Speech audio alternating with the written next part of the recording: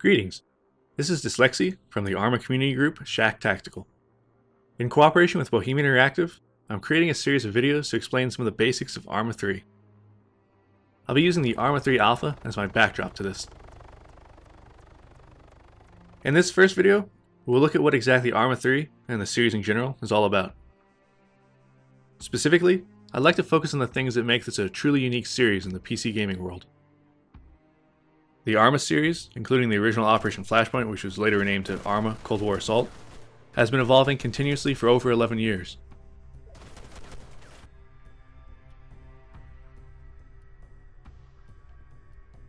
At its core, Arma is a military sandbox experience. It's basically the Minecraft of military sim games. Or Armymen, if you will. Keep in mind that the Arma 3 Alpha is oriented towards focusing on the infantry feature set of the game, but the possibilities extend well beyond that. Arma allows you to participate in simulated combat at all levels. You can choose to be an infantryman, drive a car or a tank, fly a helicopter, a jet, drive a boat, jump out of a plane, act as a forward observer or a sniper. If it's possible in the real world, you can probably do it in Arma. Now, with that being said, Arma is not a hardcore simulation of every platform involved in modern and future combat like you see in a focus sim. Instead, it's a combined arms game, which provides the opportunity to participate at all levels of combat, with accessibility and authenticity as the guiding principles. If there's something you haven't seen done in the extensive content library of the core game, the rich and active modding community will likely deliver it.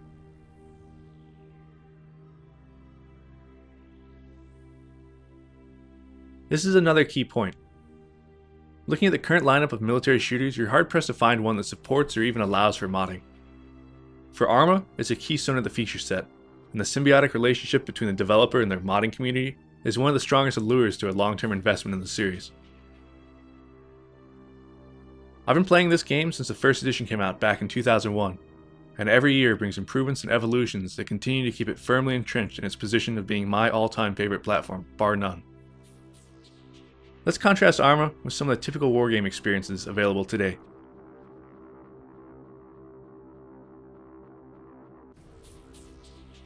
Let's talk about terrains, or maps as they're frequently called. This right here, you might see something this size in your typical console-ported shoebox FPS these days. But panning back, it's just a tiny slice of the small island of Stratus. This whole island is about 20 square kilometers. The main terrain of the game, by comparison, is about 270 square kilometers. The hills, the forest, the background, it's not a backdrop, it's as real as anything else in the game. If you want to have a firefight over there, there's nothing stopping you. There's no invisible walls, no encouragements to get back in the fight because you're leaving the boundaries. This entire island is a canvas. Bohemia paints their pictures through the single player and multiplayer content, but they give all of us the tools to imagine it however we see fit. It's a living world with real-time day-night cycles, clouds, tides, an accurate starscape which can even be used to navigate in a pinch, rain, fog, lightning, wind, waves. Altering the conditions alone can have a huge impact on any given scenario. What if a battle was at night instead of the day? What if you didn't have night vision? What if it was storming?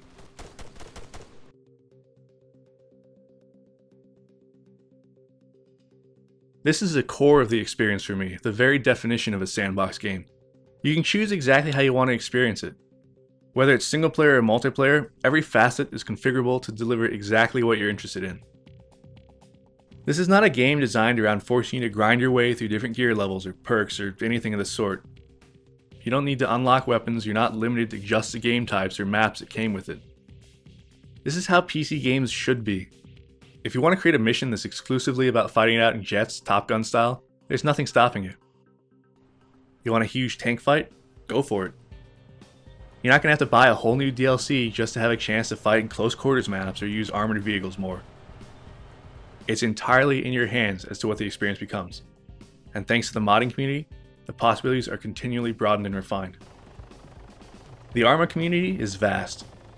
Whether you want full-on military simulation or a more relaxed environment, or maybe you just want to jump in and get playing, there's a group or a server out there for you.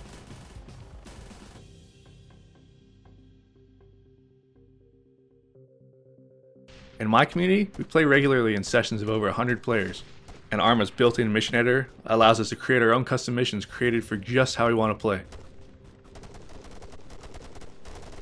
The editor's ease of use and the presence of a scripting language means that with a little practice, the creativity of your missions are only limited by your imagination.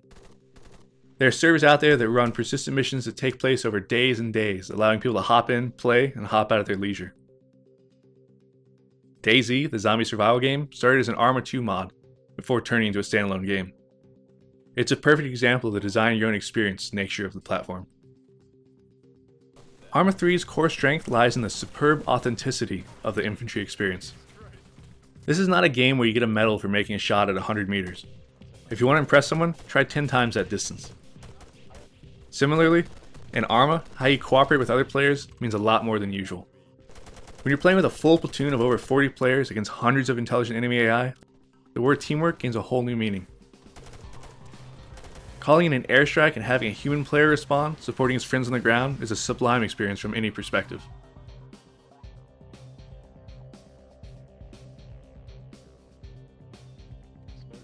That same sandbox nature that lets you create huge missions with hundreds of enemies also lets you draw inspiration from military history, current events, or just something you find interesting, and recreate it virtually.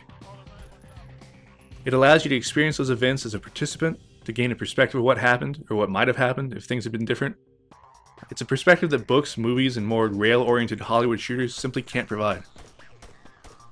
Whether it's Vietnam, Mogadishu, Iraq, Afghanistan, Cold War gone hot, World War II, or III for that matter. Once the mod community has a crack at it, you'll be able to do all that and more. Arma 3 is about choosing or even crafting the experience that you want.